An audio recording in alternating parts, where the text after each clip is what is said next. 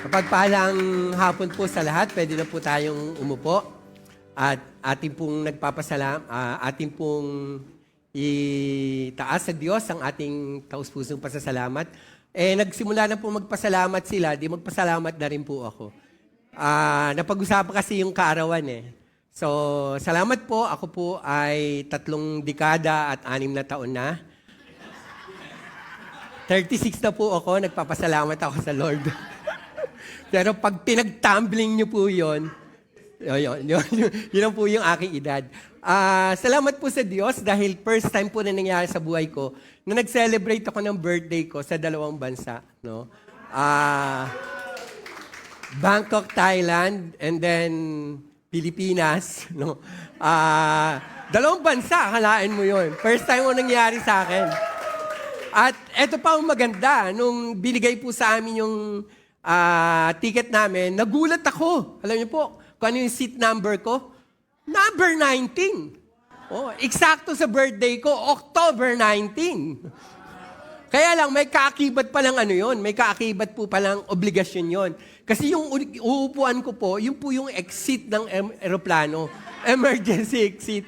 So, andito po ako sa kabila, tapos yung isang not bishop, si Colonel Santos. No? Si Colonel Santos yung inordain po natin doon sa Thailand. Andun po siya sa kabilang bintana, so 2 kami. No? Ako, ano bang rango ko? General. General. Tapos si Colonel sa kabila po. Pagtas, nilecturean po kami, no?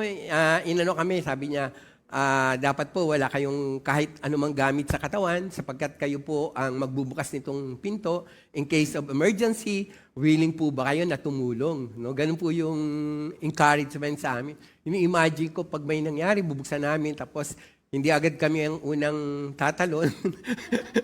Tutulungan muna namin yung tao. Imagine niyo po, what a coincidence. Seat number 19, October 19, at nasa ere pa po ako, nagse-celebrate pa rin ako ng aking birthday. No? Grabe po, first time na nangyari sa akin yon. Birthday ko po, doon sa Bangkok, Thailand, nagsimula. Alas 12, no? Nag-dinner po kami doon. Tapos, umalis po kami ng +4 na po ng umaga. So, imagine niyo po, dumating kami dyan sa Nia, about 8 a.m. So, birthday ko pa rin po. No? Tapos, pagdating namin doon sa bahay nila Apostle, nag-lunch kami kasama po ang kanyang pamilya. Nag-lunch kami po doon sa SM Parañaque. At pagdating ko po ng hapon, mayroon pang surprise celebration sa aming bahay. Imagine niyo po, ang daming celebration yun. No? Nagpapasalamat din po ako dahil kanina po, talagang ang galing nung ating worship leader. Habang nagpapatotoo ang ating kapatid, grabe yung kanyang background. Kaya tuloy-tuloy ang iyak ni nanay. Naalala ko po tuloy yung himala na ginawa ng Diyos sa aming pamilya. No? Mahaba po ang buhay namin. No? Yung tatay ko po, namatay siya at the age of 93. Yung nanay ko, nagkasakit po siya ng malubhang sakit at the age of 66. Na-rupture po yung kanyang left side na lungs. So, nung binigay po sa akin ng doktor yung x-ray, nakita ko po isa na lang yung baga ng nanay ko. Sabi ko, bakit po isa na lang ang baga na wala isang baga? Sabi niya, nagpaliwanag po yung doktor. Halimbawa, ito ay lobo. Sino pong may lobo dyan? No? Ako ay may lobo.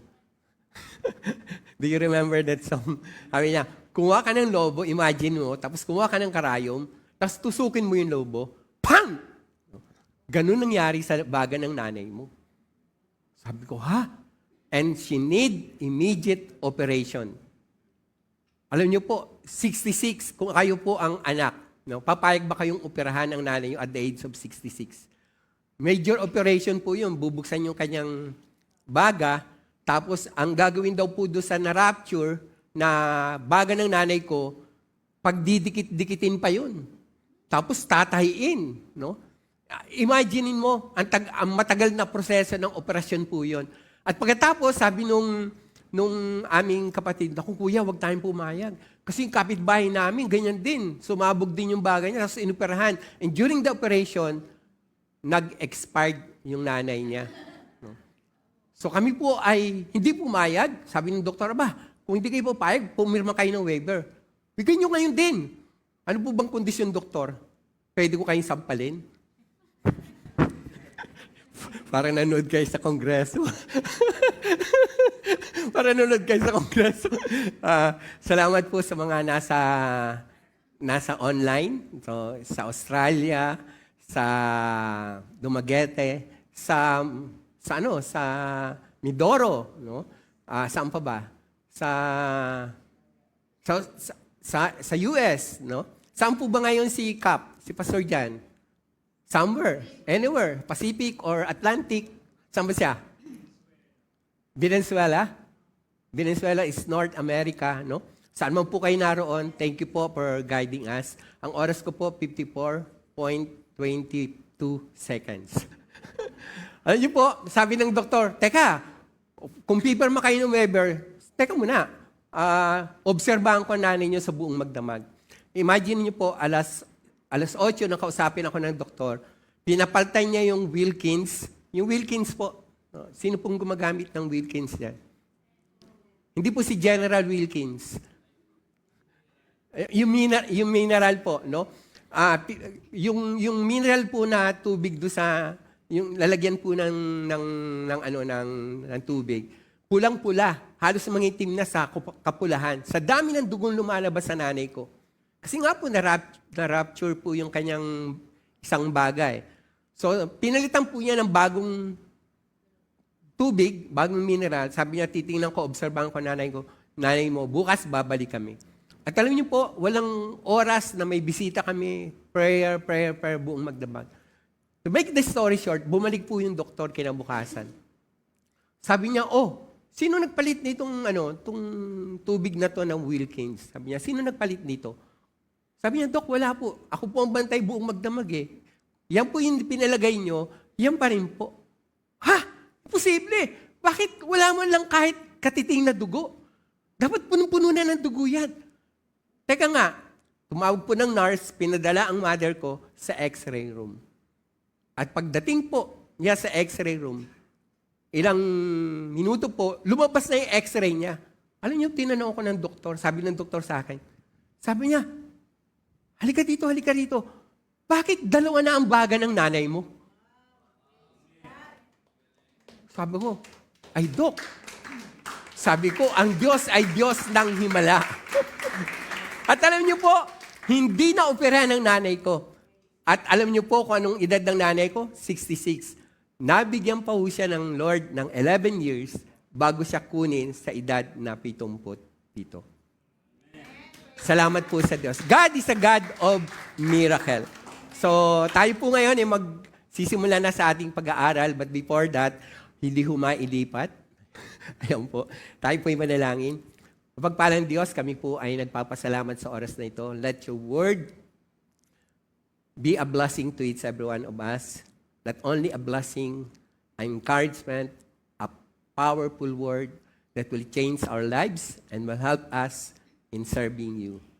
Thank you, Lord, for this opportunity to listen to your word. Give us an understanding from the Holy Spirit.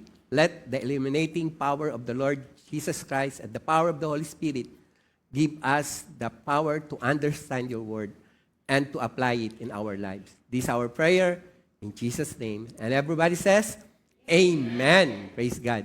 Ayan na po. So, ang topic po natin ay napakasimple lamang po. Kaya pala hindi malipat. Ayun. Naka-ganon. So, ang topic po natin ay, ayan na po. Baliktad po pala yung turo ko ng ganon. Kaya hindi lumilipat. Dapat pala ganon. Yan. So, nagkakaintindihan na po tayo, dapat ganon po. No? So, dapat ganon. So, pwede po basahin natin yung ating topic.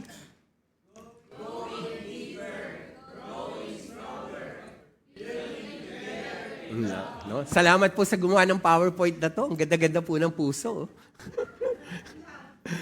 Mukhang in love po yung gumawa nito. Going deeper, growing stronger, building together in love. No? So, yan po yung ating pag-aaralan. Ang ating pong text ay matatagpuan sa Ephesians chapter 4, verses 11 to 16. Verse 11 po, sabay-sabay nating basahin. So Christ Himself gave the apostles, the prophet, the evangelists, the pastors, and teachers. Verse 12, to equip His people for works of service, so that the body of Christ may be built up. Verse 13, until we all reach unity in the faith and in the knowledge of the Son of God and become matured. Remember po, become matured. Tingnan niyo yung katabi niyo. Tingnan niyo po saglit. Sabihin sa kanya, matured ka na ba? Yan. Attaining the whole measure of the fullness of Christ. Next verse po, verse 14. Then we will be no longer be infants. Sabi mo sa katabi mo, hindi ka na infants. Ano po sa Tagalog ng infants? Hindi ka na, ano pa ho sa bata?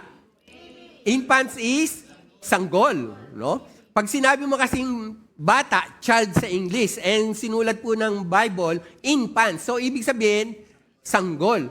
Ano po ba ang ginagawa sa sanggol? Pinaghihele-hele, di ba? Anong ginagawa ng sanggol? Iyak dito, iyak doon, di ba? Wala siyang kakayanan na lumakad, wala siyang kakayanan na gumawa ng anumang bagay para sa kanyang sarili. He will depend so much doon po sa kanyang nani, sa kanyang mami, sa kanyang daddy, or sino man po na mag-aalaga sa kanya. So tuloy po natin, tossed back and forth by the waves and blown here. Teka, tuloy po natin ang pagbabasa. Ba't ako lang? Okay. Doon po, balik tayo sa tossed back and forth by the waves and blown here and there by every wind of teaching and by the cunning of craftiness of people and their deceitful scheming. Next verse po, verse 15. Instead, speaking the truth in love, we will grow to become in every respect of matured body of Him who is the head, that is Christ. And last verse po, from Him, the whole body joined and held together by every supporting ligament grows and builds itself up in love as its part does it work. And I believe po na yung talatang yon ay mayroon pong magandang impression sa atin. Amen? Ang sabi po ng Bible, ang church ay mayroon pong binigay ng mga kaloob para i-equip ka. No? At ikaw po ay dalhin saan? Sa maturity. No? Upang tayo daw po ay magkaisa sa paglilingkod sa Panginoon. At binanggit po niya na ang katawan ni Kristo ay may iba't ibang bahagi. Pero yung bawat bahagi na yon, they support ligament grows and build itself up. No? Nagkakaisa, nagkakatulungan. Sino po dito ang may katawan na hindi nakikiisa yung kamay o paa niya sa kanya? Sabi niya, gusto ko ng pagkain, dadampot siya. Yung iniisip niya. Pero ang ginawa ng kamay, nagsara ng kanyang mga palad, pagkatapos ang naglakad yung paa, papunta somewhere. Meron po ba kayo nakita na katawan na iba yung kilos ng bahagi niya? Wala po, di ba? Our body was designed to be in unison with one another. Tama po ba? Nagkakaisa yung katawan, di ba? Kung ano yung sinasabi ng isip, yun ang gagawin ng kamay at gagawin ng mga paa. No? Tingnan mo nga yung katabi mo. Hindi po tayo narito para magkontrahan. Hindi po tayo narito magkompetisyon. We are here to complete each other and to be complementary with one another. Amen po. Yun po yung mga matured na. Kaya meron po ako nilagay dyan na quotation. No? Matured in your faith and serve God passionately. Sino po ditong naniniwala na ang kanyang pananampalataya sa Diyos ay hinog na, matured na po? At siya po ay mayroong pagnanais na paglingkuran ang Diyos ng buong puso, ng buong kalakasan niya, buong buhay niya. Matured in your faith and serve God passionately. Tingnan po natin yung background ng ating teksto. Apostle Paul exhort them to live on their calling. Yan po ay makikita natin yung background from chapter 4, verse 1, up to chapter 6, verse 20. No? Paul emphasizes the importance of maintaining unity. No? May binanggit po leadership gift dyan. No? Ano-ano po yung leadership gift? Apostles, prophets, evangelists, yung pinakamahabang daliri, pastor, yung pinalaglagyan po ng singsing, at yung pinakamaliit ay teacher. So, ilan po ang daliri sa inyong palad? 5. No? Pagka inalisin mo ng isa yan, anong tawag sa'yo? Putol, PWD, ano ba? Kulang, no? May mga daliri po na sobra. 'Di ba? May nakita na po ba kayong daliri? Sa Bible po ang record, daliri po, kamay at paa, 24. No? Trivia po yan at assignment nyo. Saan verse sa Bible na merong isang tao na may daliri na 24, kamay at paa? Trivia po yan. Hanapin nyo po sa Bible. Alam ka na magagawin nyo. I-google nyo yan eh. Sige nga, i-google nyo. Makikita nyo po agad yung isang tao na mayroong 24 daliri. No? No? At malakas po yung taong yan. No? Makapangyarihan yung taong yan.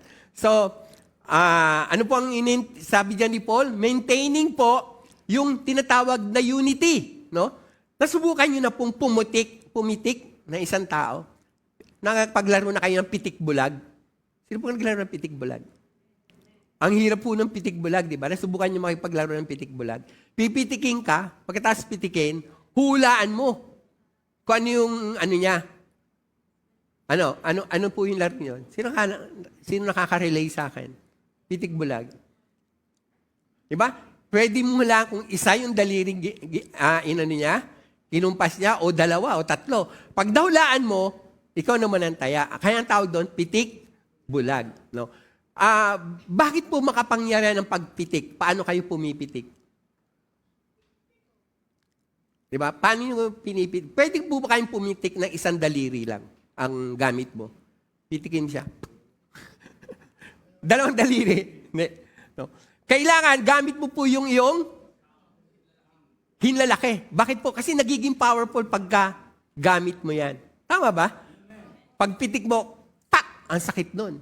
Sino ang gustong sumampal para manakit ng kanyang kapwa? Huwag naman. No? Isang daliri ang hawak niya. Isang daliri ang gagamitin niya, panampal. Pwede po ba? 2 daliri ho, makakasakit ka na? Hindi pwede, no? 3 daliri.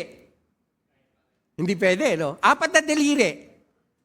Hindi pa rin. Para makapanakit ka, anong gagamitin mo? 4 na daliri. Nakita niyo po yung laro sa Amerika na hindi wrestling sampalan ng gamit. Di ba? Sampalan at ina po yung isang sampal para makatulog yung kanyang katunggali. Nakakita na po kayo ng ganung laban? Anong nangyari? Bakit malakas? Buo, kumpleto. Hindi putol, hindi kulang. Pwede bang tingnan mo yung katabi mo? Sabi mo sa kanya, naway lagi kang buo. Amen? And using God-given gifts to grow into maturity. Bakit po binigyan tayo ng Lord ng buo? Para po, saan? Para daw tayo ay lumago. Grow into maturity. And, sabi diyan, building together in love. Praise God.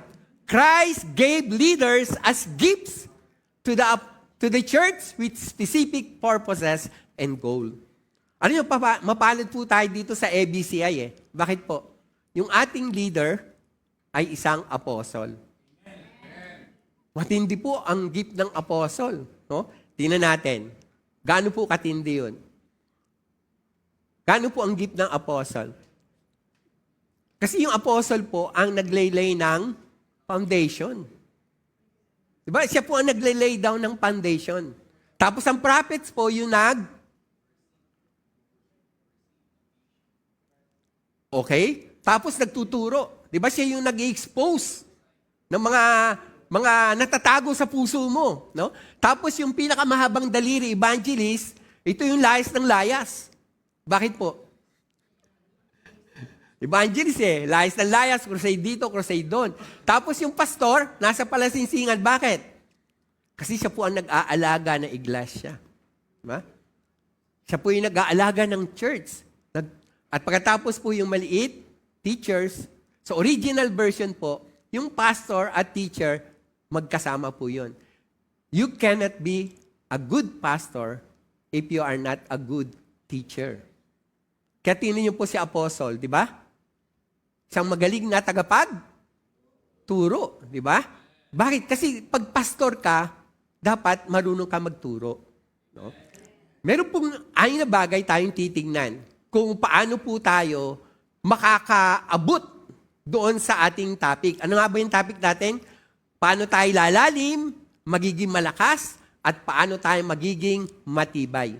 Going deeper, growing stronger, and building together in love. Number 1 po, tinagalog ko na po para mas madali nating matanda. Number 1, sabay-sabay pong basahin.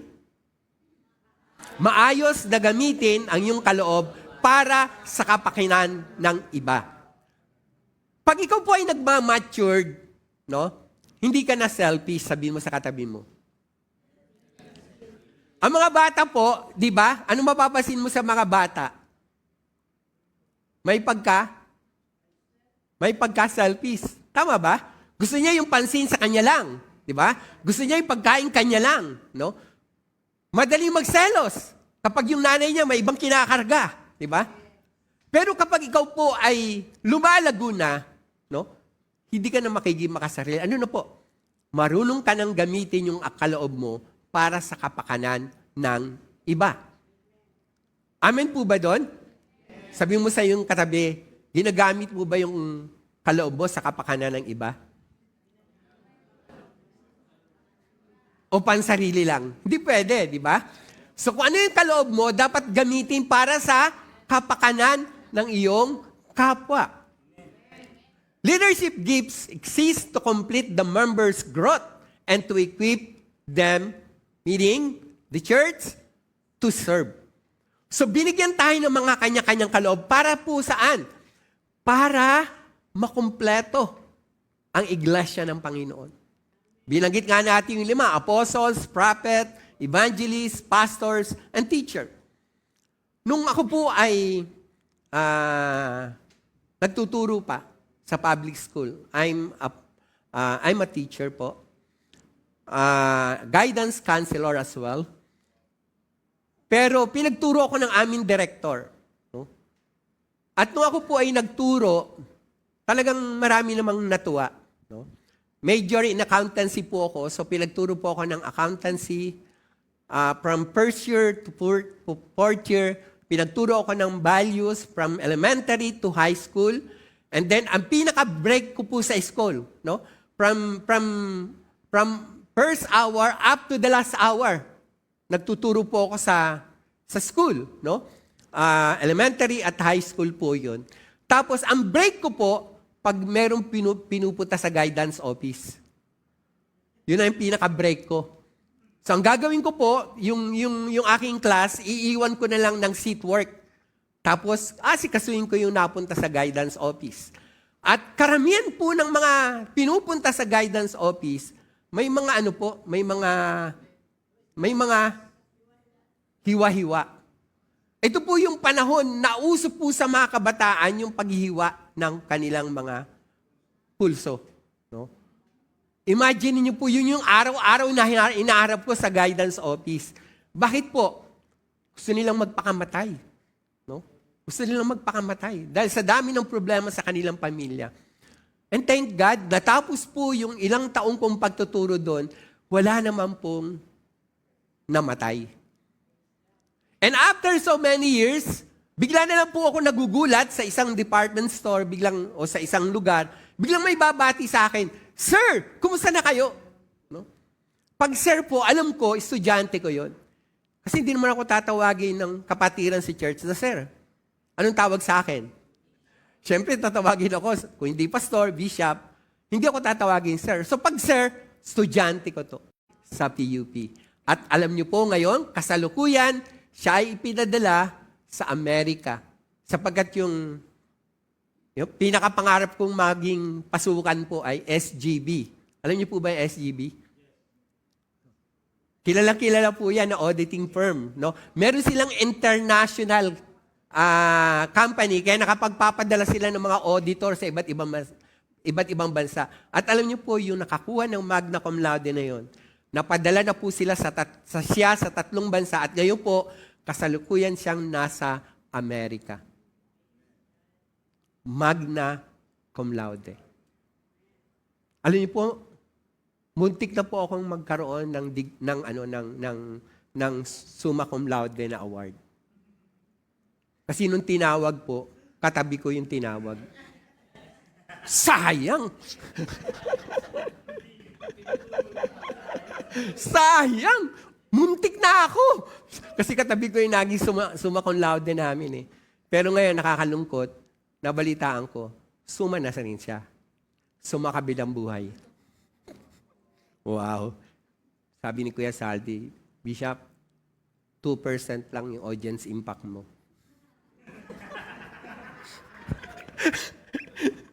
Buti, palagi ko si Apostle hindi tatawa doon eh. Alam niyo po, natutuwa po ako. Alam niyo bakit? Kasi na-inspired ko yung mga klase ko. Yung mga estudyante ko na kumuha na accountancy. Tinangarap ko po na makamit yung summa cum laude. Pero kahit galema po, hindi ko inabot eh.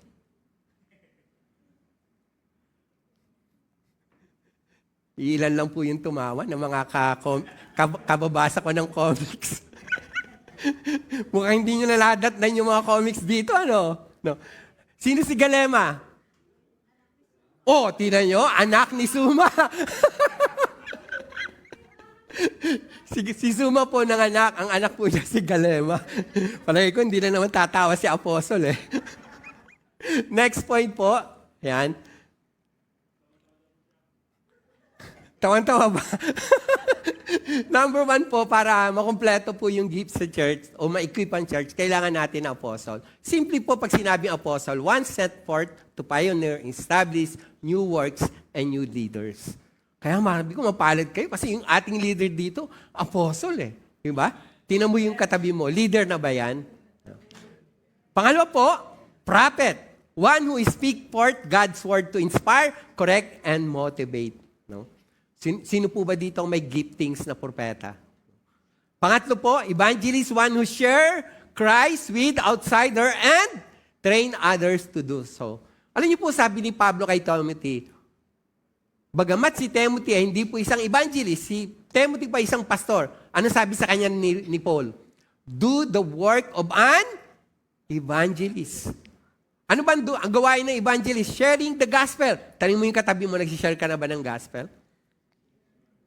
Pang-apat po, pastor, one who shepherd, guides, guard God's people as they serve. Sino po may gift dito na pastor? Gamitin mo na. At panghuli po, one who train God's people in the truth and teaches other to do so. Pangalawang bagay po na gusto kong bigyan ng diin. Sabay-sabay natin basahin. Yan. Pangalawang bagay. Pangalawang bagay. Ready? 1, 2, 3. Basa.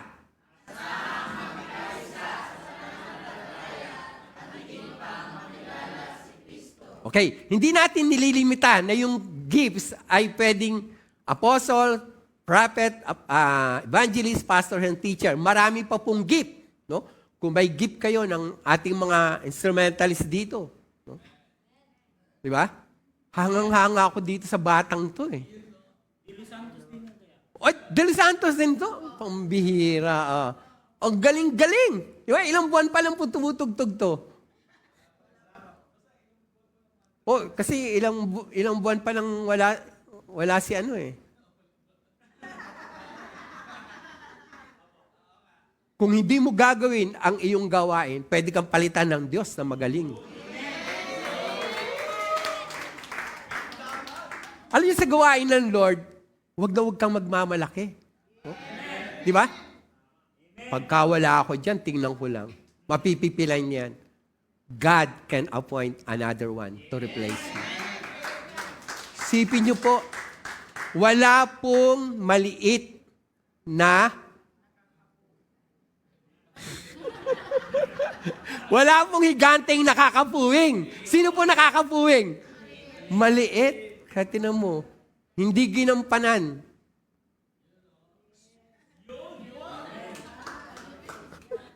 Asahang magkaisa sa pananampalataya at higit pang makilala si Kristo. So, una, kailangan magamit natin yung gifts natin para po sa kapakanan, ng kapwa natin. Hindi pansarili ho. No? Kasi kung pansarili lang yan, pagbabalikin mo yan eh. Diba? Ano sabi po sa Book of Corinthians? They have all kinds of gifts. Diba? Power gifts, gift of tongues, speaking in tongues, interpretation of tongues, gift of miracles, gift of faith, name it. Nasa Korinto. Pero po, ano sabi ng Lord? Bakit ang daming problema sa Korinto? Bahabahagi, etc., etc., di ba? The most problematic church in the Bible is the church of Corinth. Pero lahat nasa kanila ng gift. Bakit po? Itong problema sa pangalawa. Asahang magkaisa sa pananampalataya at higit pang makilala si Kristo. Bakit hindi sila nagkakaisa? May grupo ni Pedro, may grupo si Pablo, may grupo si Apolos, at may grupo para na sinasabi nilang sila'y kay Kristo. Eto masakit po. Sabi niyo ano yun? Tayo po ay iisang bansa. Pero pinaghiwa-hiwalay ng maraming isla at maraming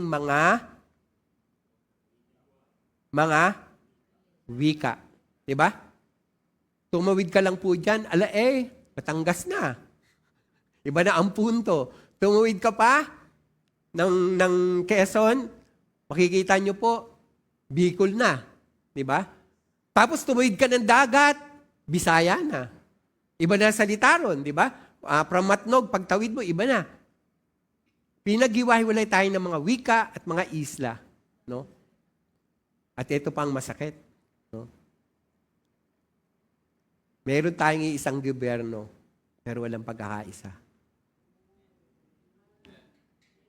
Nawa po, yung nangyayari sa pamalan, wag mangyari sa ating iglesia. Amen? Magiging powerful lamang po ang mga daliring to pag nagkaisa. Amen? Pwedeng pangnampal kay Satanas, pwedeng pangsuntok kay Satanas. Nakita niyo po si Tyson kahapon sa kanyang laban. Ano edad po ni Tyson? Imagine niyo nilabanan niya, 8 rounds si Paul, Jake, ano ba? Paul ba o Jake ang una? Paul Jake o Jake Paul? Bahala na ho kayo, i-rumble nyo na lang. At bago po natapos yung laban, ganun lang po ang respeto ni Jake Paul o Paul Jake kay Tyson.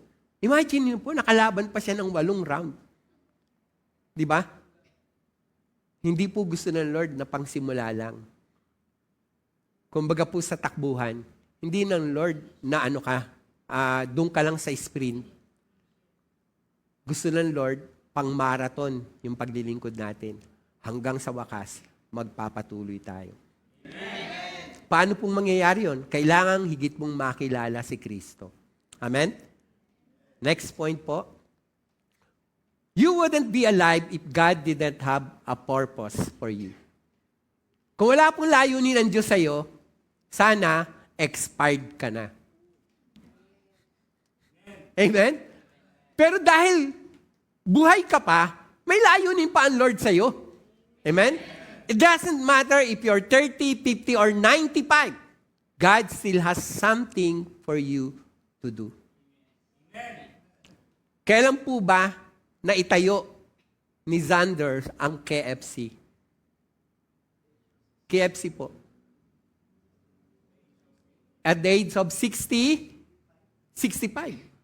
Imagine niyo po, 65 na, nakapagtayo pa ng isang KFC. Di ba?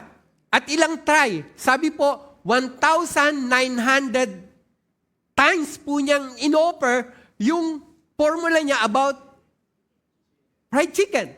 Walang tumanggap. Buti hindi siya uminto.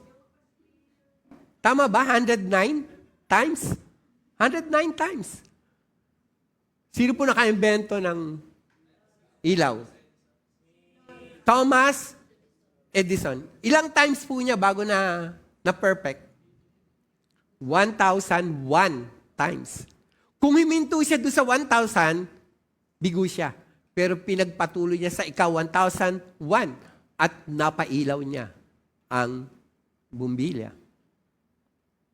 Kailan po niya natuklasan yun? Anong edad niya? Huwag na po natin alamin. Yung pinaka-matalinong tao, yung kanyang IQ ay napakataas. Sino po yun? Si Einstein. Anong sabi sa kanya ng teacher niya? Siya'y baliw. Kaya si Einstein po, ayaw nang pumasok sa school. Buti may nanay na matyagang nagturo sa kanya. And the rest is history. Nagpapasalamat siya dahil yung nanay niya ang naging teacher niya. Yung pala, hindi baliw si Einstein. Di ba? Siya po ang nakatuklas ng mga formula po na ginagamit po sa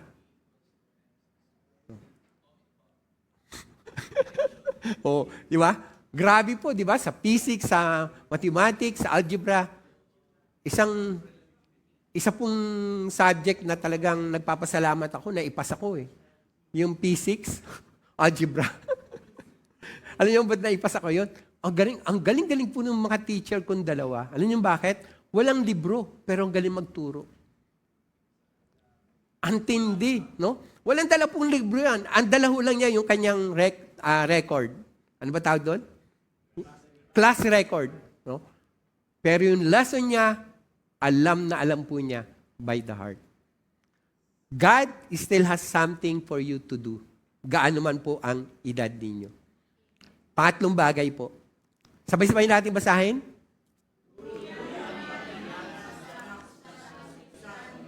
Meron po kayo napansin, tuluyang maging ganap saan? Sa kapuspusan ni Kristo. No? Hindi lang po nais ng Diyos na maging ganap tayo. Maging ganap daw po tayo saan? In the fullness of Christ. Sino po dito sa inyo ang merong anak or kapatid na kamukhang kamukha mo? Sino po? Yung nanay mo, pagka sinabi mo, para kayong pinagbiyak na bunga. Buti na lang, yun po naisip nyo. Akala ko naisabi nyo, parang pinagbiyak na arinola. Akala ko yung sasabi, buti bunga yung sinabi nyo. Para kayong pinagbiyak na bunga. No? Kasi popular din yung, parang kayong pinagbiyak na arinola. Di ba? Tayo po, ang ultimate goal ni God, the Father, para sa atin, to be conformed and transformed into what? Into the image and likeness of Christ. Gusto ng Diyos na marating natin yung pagiging ganap ng kapuspusan ni Kristo. Pwede bang tingnan mo yung katabi mo? Sabi mo sa kanya, kamukha ko na ba si Kristo?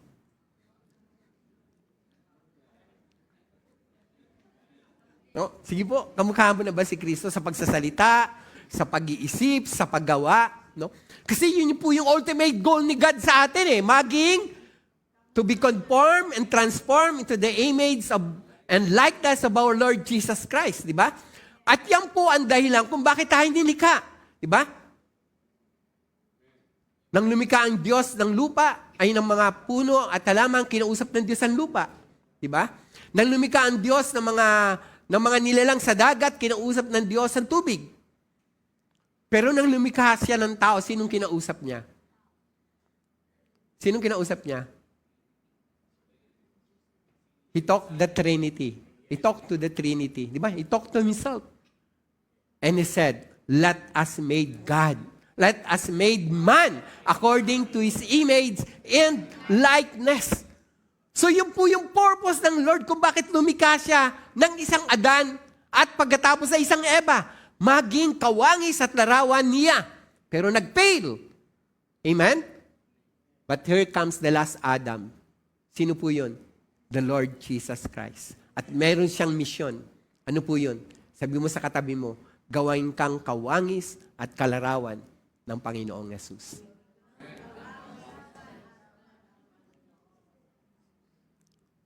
Sabi po dito, God plus nothing equals? God plus nothing equals? Everything. Di ba? Ano po yung pamilyar at pamusong quotation ni Pacquiao? Out of nothing, He make me something. Di ba? Yan yung pamusong sinasabi po ni Pacquiao sa kanyang testimony, di ba? Out of nothing, He make me something. Alam niyo po, pangalan pa lang ni Pacquiao, prophetic na eh. Bakit? Manny Pacquiao. Manny Pacquiao. Pag translate mo sa Tagalog, pera, pinakyaw niya. Very prophetic yung pangalan niya. Tingnan mo nga yung katabi mo. Sabi mo sa kanya, yung pangalan mo ba prophetic? Nung una po, nalungkot ako nung sabi sa akin ni Apostol. Alam niyo, mapagpaniwala talaga ako kay Apostol. Ganong kataas yung level ng trust ko sa kanya. Sabi niya sa akin, alam mo ba, ang pangalan mo sa Greek word, ang ibig sabihin, bitter. In short, malas. Nalungkot po ako. At alam niyo, pag uwi ko sa bahay, nag-research po ako ng Hebrew, nag-research ako ng Greek word. Pagkatapos natuklasan ko, pambihira, niloko lang pala ako. Ang ibig palang sabihin ng pangalan ko, Larry and Laura. Sino ang Laura dito? Larry and Laura means victory. Tamang-tama po doon sa life verse ko, John 16:33. In this world you shall have tribulation, but be of good cheer, I have overcome the world. Sabi po ng Romans 8:37. Ano sabi ng Romans 8:37?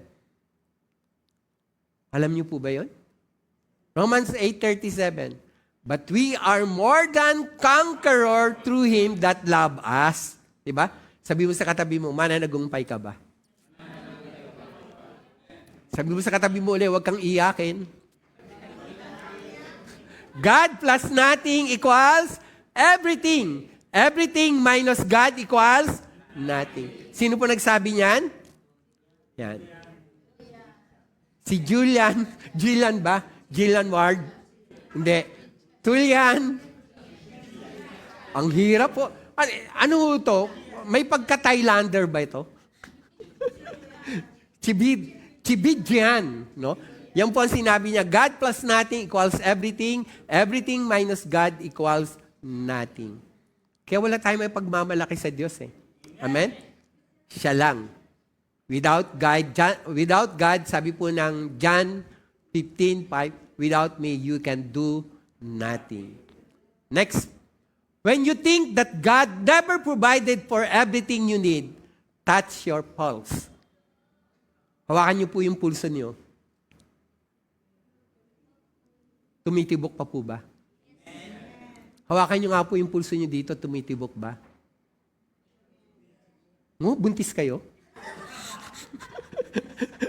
Ang alam ko lang po may pulso dito ay buntis. Kaya tinatanong ko kayo, may pulso, nararamdaman yung pulso mo dito. Buntis ka ba? When you think that God didn't provide for everything you need, that's your pulse. That is a big proof that God gives you more than anything. Diba?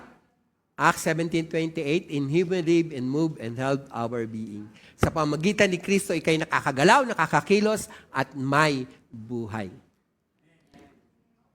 Pang-apat po, start with the letter U. Sabay-sabay natin basahin.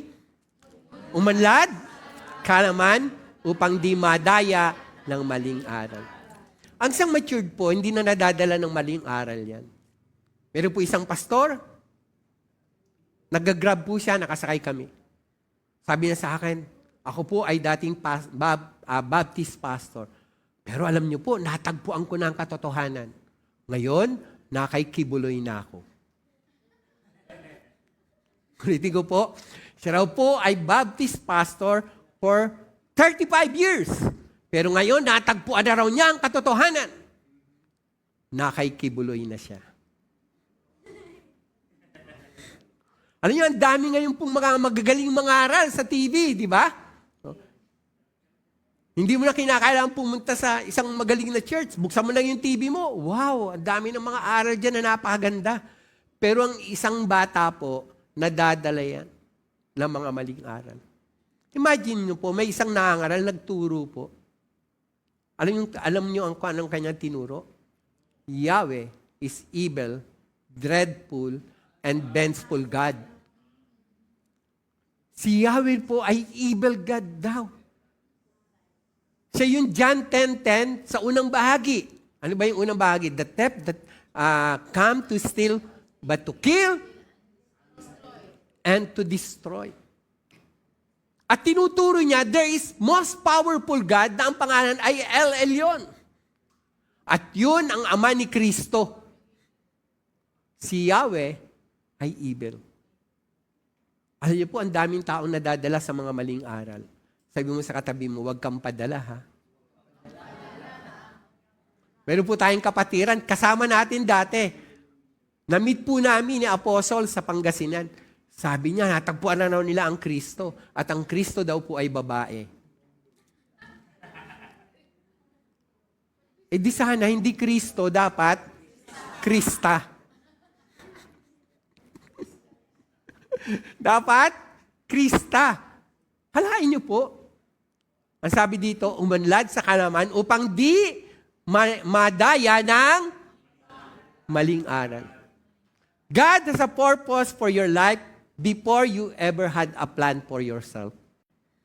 Sometimes your plans have to fail, so God's purpose can prevail. Sino po dito na nangarap ng yumaman?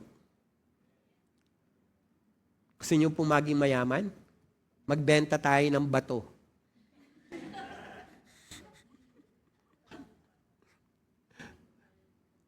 Pumunta po ako sa Patnanungan Island para mamanhikam po doon sa aking pamangkin. Nagulat kami, pagdating po namin doon, dinala kami sa isang mas maganda pang island, sa Humalig Island. Mas mabilis daw po ang bigkas. Humalig Island. At doon po sa Humalig Island, pagkaganda-ganda. Diyan pala sa gitna ng karagatan ng Quezon, ang daming magagandang isla. At alam niyo, doon po sa isla na yun, dinala kami doon sa isang puno ng dapdap. Ang tawag po nila doon sa puno ng dapdap na yon, walang forever. Bakit daw walang forever? Kasi nag-iisa lang po siya sa gitna ng bukid. Kaya tinawag po nila, yung puno na yon, walang forever. Walang kapartner. Kaisa isang puno sa gitna ng napakalawak na bukid. Tapos dinala din po kami doon sa isang lugar na kung tawagin po ay Boracay. Golden Sand. Ang dami siyang magagandang mga isla sa lugar na yun. Alam niyo po, meron tayong mga magagandang plano. Diba? Pero kung minsan yung mga plano natin, nagkakamali. Pumapalpak. Bakit po? Kasi inuuna natin ang ating sarili, di ba? Sabi niyan, Proverbs 3, 5, and 6, trust in the Lord with all your heart and lean not with your own understanding. No? In all your ways, acknowledge Him, for He will direct your paths and crown your effort with success. Jeremiah 29, verse 11, for I have a plans for you, a plan not to harm you, but to prosper you, to give you hope in a future. So napakaganda ng plano ng Diyos sa atin. Amen?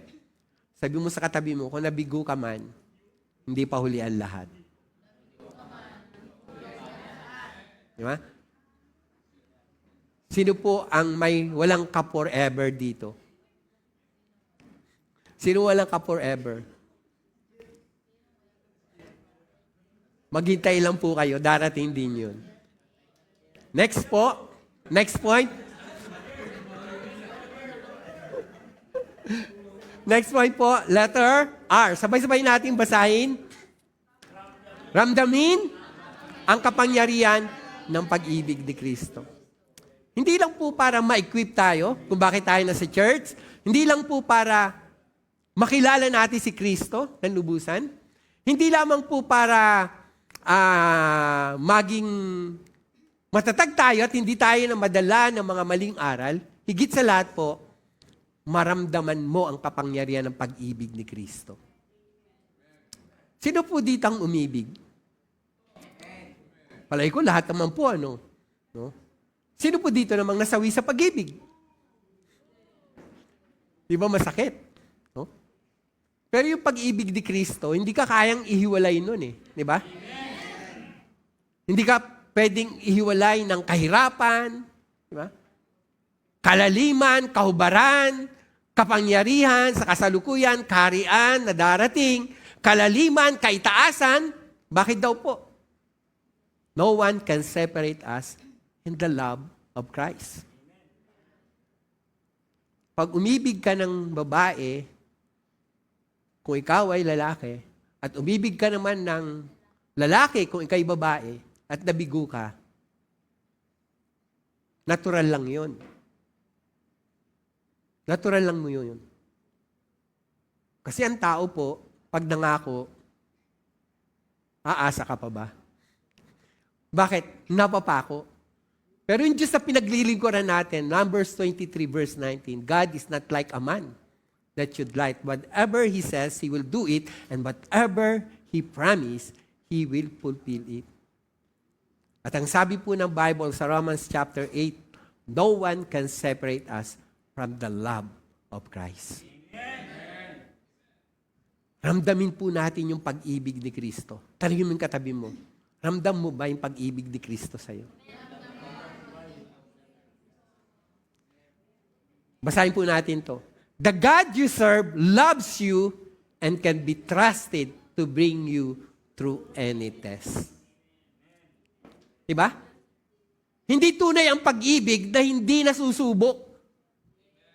Amen? Okay lang po yung umiyak.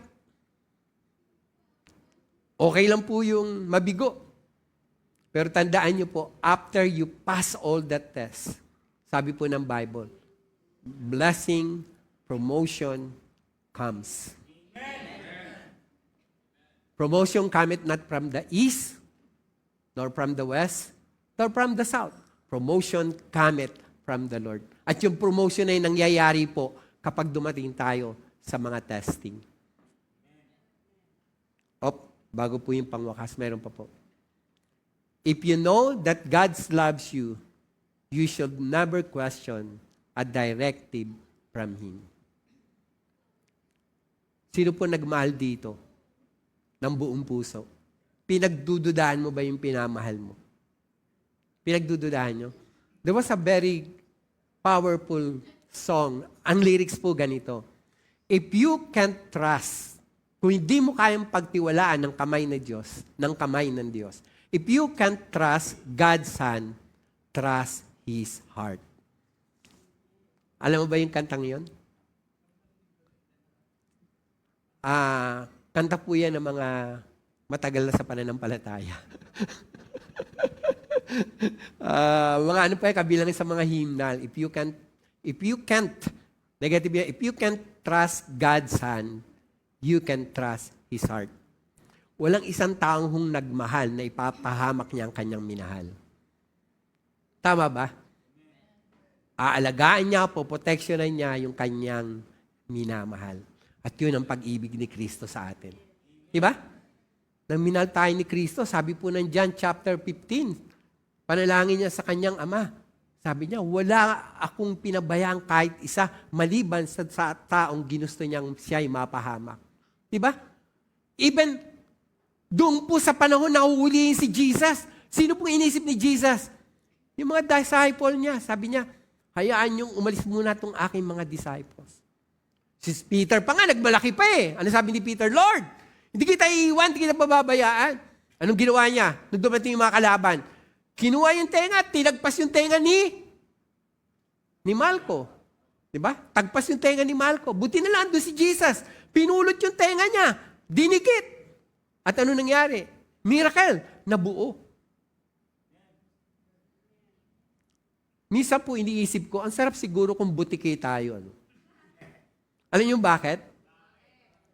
Ang butiki po may kapangyarihan na muling patubuin ang buntot na naputol. Diba? Alam naman natin, mahina ang butiki. So alam niyo po, ang defense mechanism na binigay sa kanya ng Diyos, yung buntot niyang napuputol. Diba pag sinalakay ng kaawayan at naputol yung buntot niya, gumagalaw yung buntot. Tapos ang kaaway, hindi na siya papansinin, titingnan yung buntot. Wow, ang galing. Gumagalaw yung buntot. Ano magagawa sa butiki? Makakatakas na yung butiki. Ang sarap po, pag naputulan tayo, mabubuo. Naputol yung ulo mo, damputin mo lang, pagkatapos buo na uli.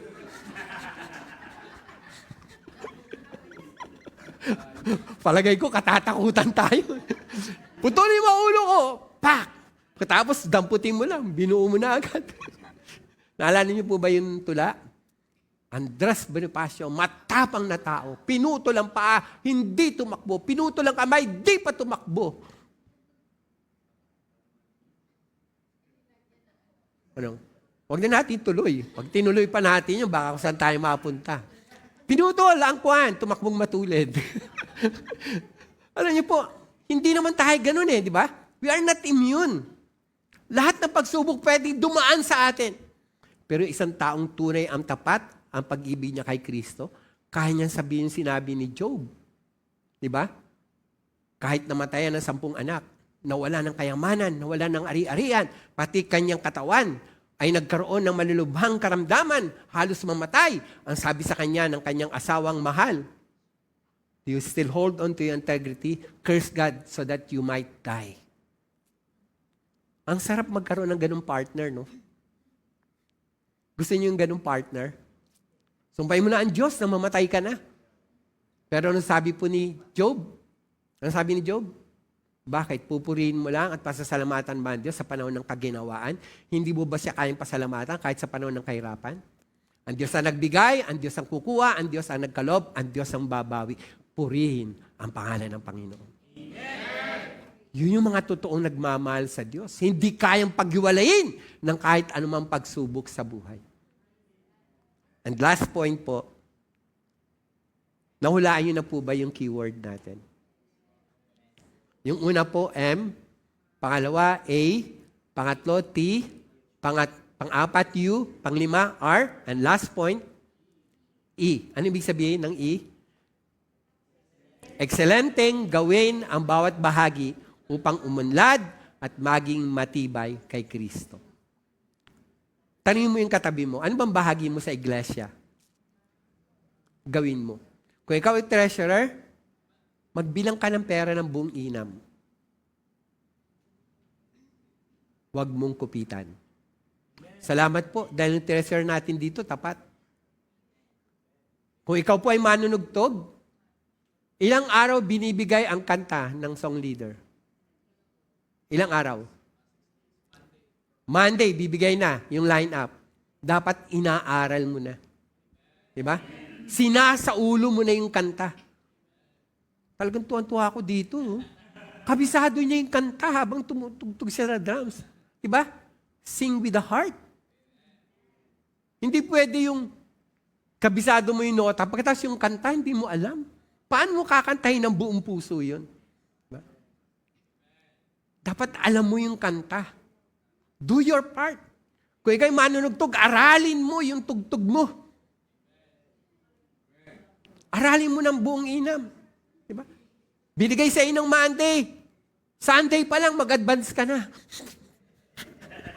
Sabi mo sa worship leader, ano ba ipopost mo bukas? Bigay mo na sa akin.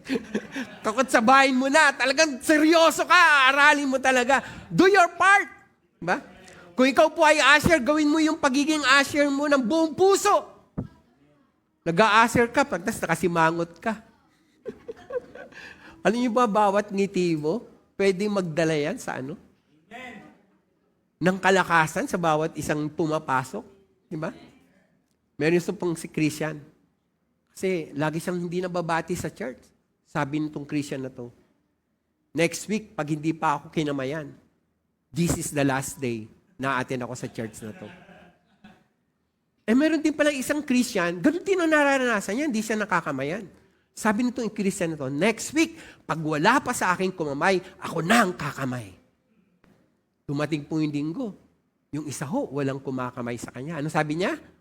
Pag walang kumamay, this is the last day na mag-worship ako dito sa church na to at aalis na ako. At sabi nung isa, pag walang nagkamay, ako ang kakamay. Alam yung ginawa nung sabi nung isa? Pag walang nagkamay, ako ang kakamay. Kinamayan niya. Naghanap po siya ng makakamayan. At nakamayan niya yung isang taong nagsabi na, kapag walang kumamay sa akin, this will be the last day. Alam niyo po ba? Nung kamayan yung lalaking yon, alam niyo nangyari? Narito po sa inyong harapan.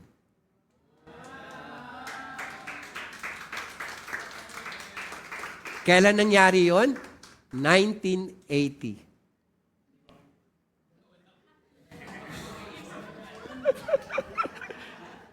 Imagine niyo po, 1980, muntik na akong gumive up. Mahihain ako. Hindi ako nakikipag-usap sa tao. Naniniwala ba kayo mahihain ako? I'm an introvert person. Ay nako, introvert po ako. Hindi ako, walang ganyan. Mahihain ako. Alam niyo, sa school, madalas po na pagkakamalang nangungodi ko. Alam niyo bakit? Pagdating sa recitation, wala akong masabi. Pag tinawag ng teacher ko yung pangalan ko, yung dalawa kong tuhod nag-uumpugan na. Nanginginig na ako sa takot. Wala na akong masabi kahit alam ko po. Kahit isang word na lang masabi. Sobrang mahihain ako. Pero pagdating sa exam, lagi ako nasa top 1. Kaya sabi nila, nangungodi ko to. Sabi ko nga sa inyo, muntik na akong maging suma eh.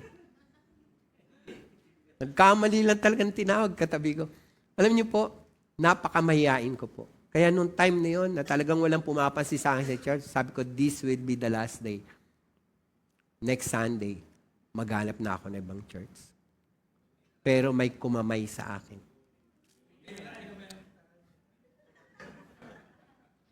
Yung kumamay po sa akin yun, ay isang babae na nagkagusto sa akin.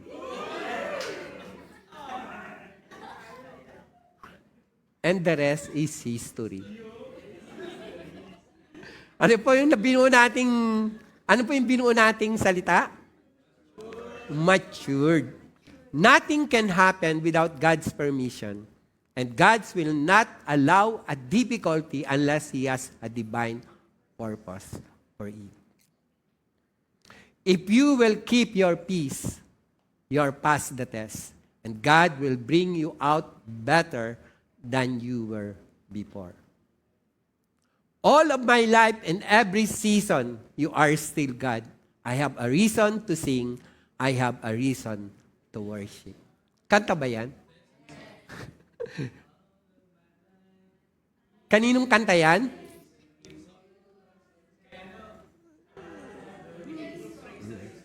Alam niyo po sa amin sa Bisaya, ano po ang probinsyang walang Diyos? Alam niyo po ba ang probinsyang walang Diyos? Bisaya po sa Samar. Alam niyo bakit sa Samar? Oray God. Doon po expression sa amin, pagka sinabi na wala, oray God. Walang Diyos. Pag literal mo translation. Bawal po sa amin sa Bisaya na kantahin ang Hillsong. Tanong niyo bakit bawal? Kasi doon, pag binigkas mo ang Hillsong, Hell song. Sabi na Apostle, 2% na naman. 2% audience impact. And central proposition po natin. This is the big idea. Matured in your faith and serve God passionately. Pwede ba sabihin mo sa katabi mo, mag-matured ka na. God has given leaders as gifts that, open and close parenthesis purpose, they can equip us, attain the unity of faith, and become matured. God has a clear goal. He doesn't want us to remain immature. He wants us to speak the truth in love and serve Him together.